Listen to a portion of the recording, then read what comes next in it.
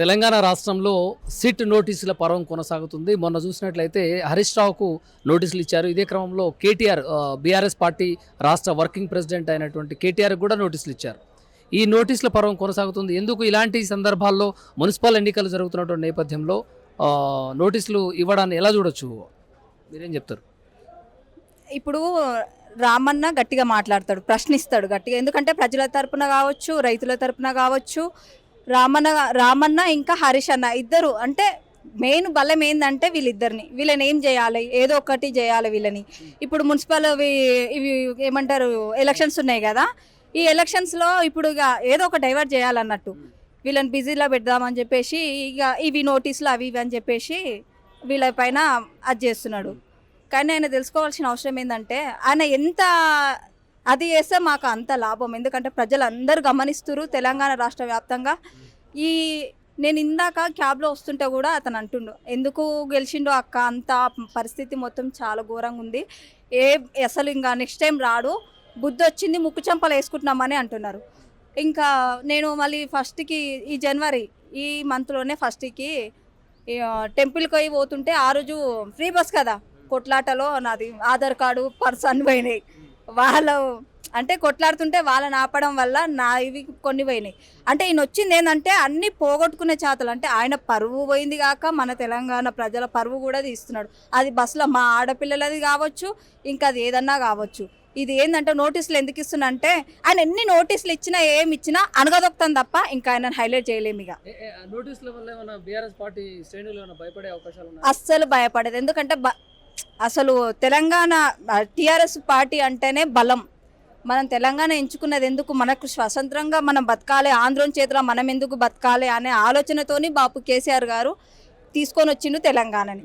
దీని ఎట్లా అంటే ఒక చీడ పురుగులాగా జమ్మయ్యి ఆగమాగం చేస్తుండు తెలంగాణని. కానీ భయపడం. సరే ఆయన పిట్ట కథలకు, ఆయన పిట్ట బెదిరింపులకు అస్సలు భయపడేదే లేదు. ఇంకా ఎన్నెన్ని చేస్తే అంతకు ఎక్కువనే చేస్తాం కానీ అస్సలు ఆయనకు భయపడేదే లేదు. ఇక అంటే మొన్న హరీష్ రావుకు 7:30 గంటల పాటు విచారణ జరిగిన తర్వాత బయటికి వచ్చే క్రమంలో ఆ టైంలో బీఆర్ఎస్ పార్టీ శ్రేణులు, మహిళలు మీరందరూ ఉన్నా కూడా అక్కడ కొంచెం ఆందోళన జరిగినట్టుగా విజువల్స్ వచ్చినాయి. ఏంటి అంత?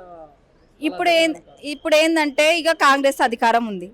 ఇప్పుడు పోలీసు వాళ్ళు అందులో వాళ్ళని ఉద్దేశించి మాట్లాడడం అది కాదు. వాళ్ళు కొందరు మంచిగా ఉన్నారు, కొందరు మంచిగా లేరు. ఏంటంటే మొత్తం ఇక మారిపోయారు, బానిసల్లాగా మారిపోయారు. వెనకటికి రాజులకు బానిసలు ఉండే చూడు, ఇట్లా చెప్పులు మోసుకోపోడు. ఎందుకంటే ఇది రేవంత్ రెడ్డి అదే బాపతి కదా, అక్కడ బూట్లు మోసుకొని తిరుగుడు ఆంధ్రాలో. ఇక ఆ బాపతిని ఇక్కడ వీళ్ళకు కూడా చూపిస్తున్నాడు. కానీ అధికారం అనేది ఎప్పటికీ శాశ్వతం కాదు. మళ్ళీ నెక్స్ట్ వచ్చేది మా బీఆర్ఎస్ ప్రభుత్వం. ఇది పక్క చెప్తున్నాం, చిన్న పిల్లల్ని అడిగినా చెప్తారు.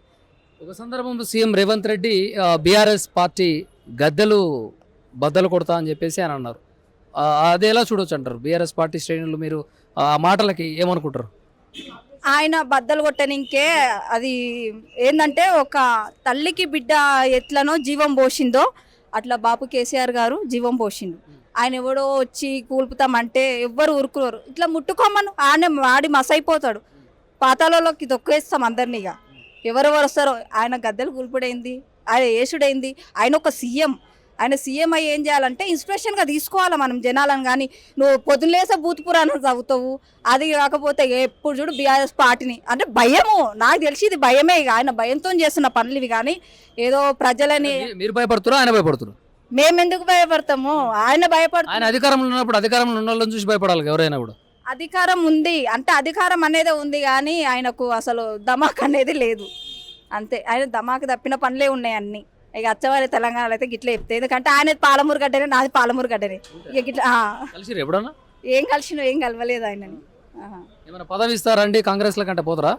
వద్దు, ఆయన పదవి వద్దు, అసలు ఆయన కథనే వద్దు మాకు. ఎందుకంటే నేను 2009 నుంచి ఇదే టీఆర్ఎస్ పార్టీ, ఇదే బీఆర్ఎస్ పార్టీలోనే ఉన్నా. నా గొంతులో ప్రాణం ఉన్నంత వరకు ఇదే పార్టీలోనే ఉంటా, ఇదే పార్టీలోనే ఎండ్ అవుతా అంతే. ఇక ఆ పార్టీ ఈ పార్టీ అని ఆయన అంటే ఊసరివిల్లిలాగా ఆ పార్టీ ఈ పార్టీ మస్తు పార్టీలు తిరిగిండు.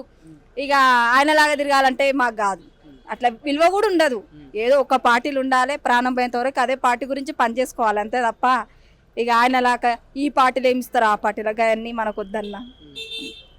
అంటే ఇప్పుడు మున్సిపల్ ఎన్నికలు వస్తున్నాయి. గతంలో చూసినట్లయితే సర్పంచ్ ఎన్నికల్లో ఎక్కువ స్థానాలు మా వాళ్ళే గెలిచారు, ఎక్కువ శాతం అని చెప్పేసి అన్నారు. ఇప్పుడు మున్సిపల్ ఎన్నికల్లో కూడా కాంగ్రెస్ పార్టీ విజయకేతనం ఎగరవేస్తుంది, విజయ డంకా మోగిస్తుంది అని కూడా అంటారు.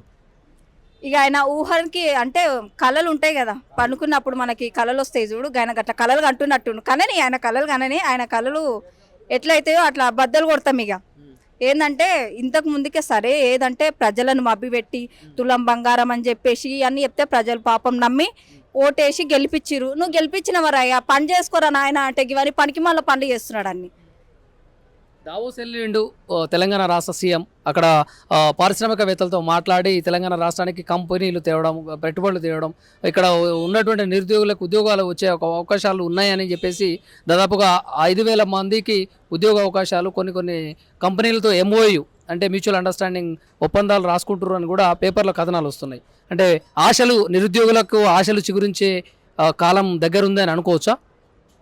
ఆయన ఇచ్చుడు లేదు, చేసేది లేదు, ఏవి ఉండదు. ఏదంటే ఆయనకు ఒకటి ఏంటంటే సీఎం అవ్వాలి అనే గోల్ ఉన్నది. తిరుగుతున్నాడు సీఎం అనే ఒక పేరు వేసుకొని కాలర్ ఎగరేసుకుంటా నేను సీఎం, తొండలు గిండలు అనుకుంటా. అంటే ఇక్కడ చెప్పింది కాక అక్కడ కూడా నేర్పిద్దామని పోయిండే మరి మన లాంగ్వేజ్.